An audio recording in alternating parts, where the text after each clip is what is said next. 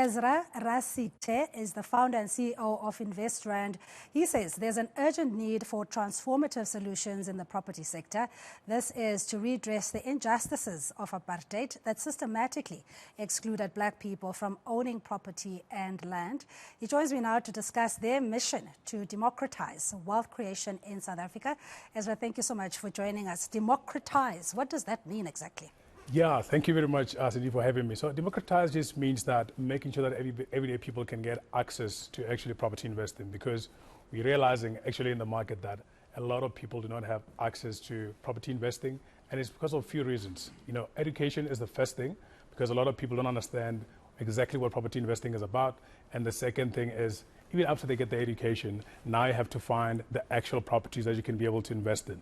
Yeah. There's a lot of income generating properties and opportunities out there, but the ones that can make you profits, because a lot of people are worried about that. I'm saying, okay, I'm having a business in property, I need to see some profits, is very, very difficult to find.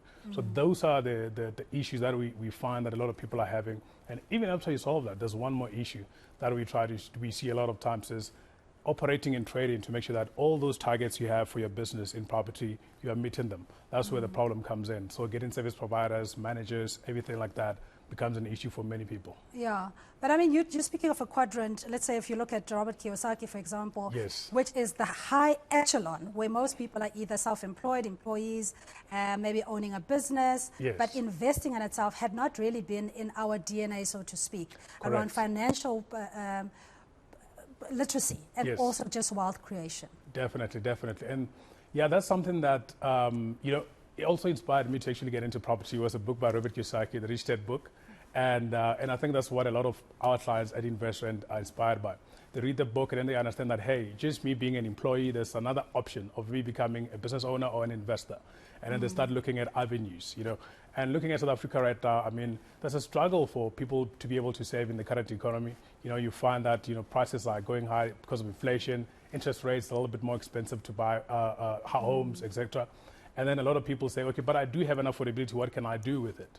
And then they end up saying, okay, maybe I can, you know, do something that is reliable, that I know that it can make me money, that is sustainable, and that's property. That's where property comes in. All right, we'll come into back to the criteria, but I just want you to reflect on the medium-term budget statement by Minister Inokondongwane. Yes. And I think that had just really painted a bleak picture, as you're saying, over indebtedness and the fact that the economy is sluggish. There's all sorts of pressures that people are facing, and how is the property sector impacted?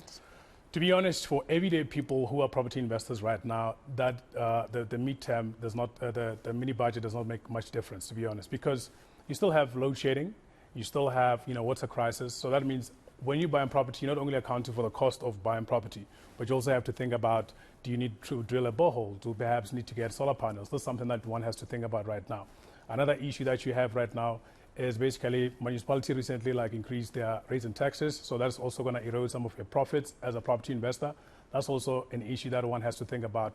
However, you know, there's some, you know, positives on exactly the reductions that they spoke about. The 21 billion that came out of thin air that said they're going to be addressing the health sector and also education and the police.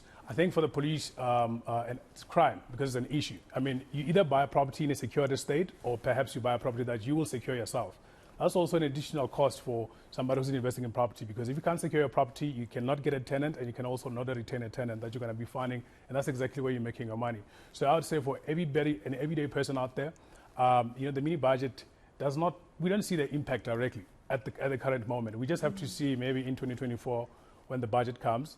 And I would say also, one of my things that I picked up out of it is that everyday people who are looking to invest, or maybe investing already in property, they need to know and understand their operating costs in property. They need to understand exactly what is involved in the operating cost. They must not underestimate that part, because it can be an issue for them. Okay, let's come back to the criterion, especially as you mentioned that this is a very difficult financial time that we are in, especially if you only have one source of income, or you may not even reach the threshold to be able to afford a property investment. So what is the criteria that you apply?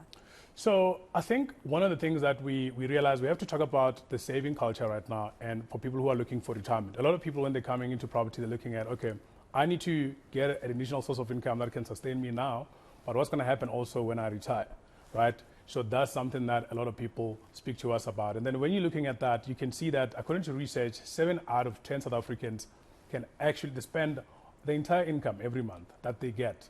And they even go more, and they go to credit cards and all the other different avenues as well. So that means that there's no money for saving and investment, right? And if you look at Old Mutual, they say, look, you need at least 17% for you to retire comfortably that you need to save from your income. So if you already send all your credit cards, if you already spend all your money, where are you going to get the 17% from? So that's an issue that a lot of people have. So if you play that a little bit more and you try to see exactly what it will look like, if you continue that way, you probably want to be somebody who's relying on their family.